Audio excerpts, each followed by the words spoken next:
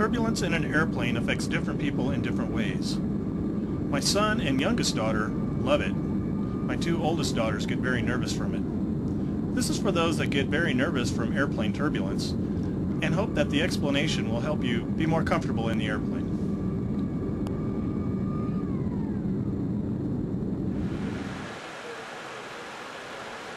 Sometimes the pilots can see things like clouds that will cause bumps.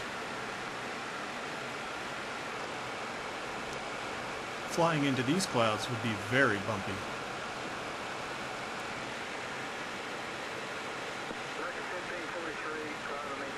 Sometimes the plane is in a position where you can't see all of the turbulent air, like at night or descending into the clouds. For those times, the pilots use radar. The red areas on the radar would indicate the areas that are the most bumpy or the most turbulent. The pilots would try to steer clear of those areas and fly in the black area, which should be relatively smooth air. But sometimes there are bumps in clear air. This could be caused by the terrain, like flying over mountains, or just a hot day where a lot of air is rising. On those times, the pilots might try to climb to a higher altitude to get smoother air, or descend to a lower altitude to find smoother air. Sometimes that works, and sometimes it's just bumpy at every altitude.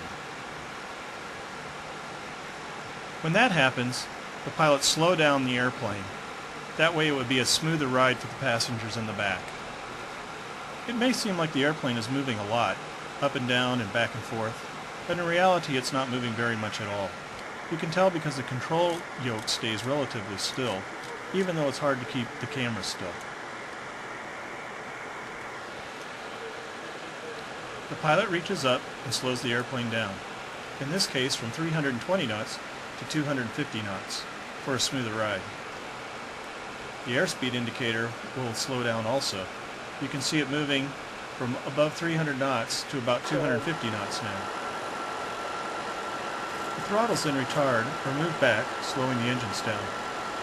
They're kind of like a gas pedal on a car, and on a bumpy road, the slower you go, the smoother the ride is. It's just the same thing in the air.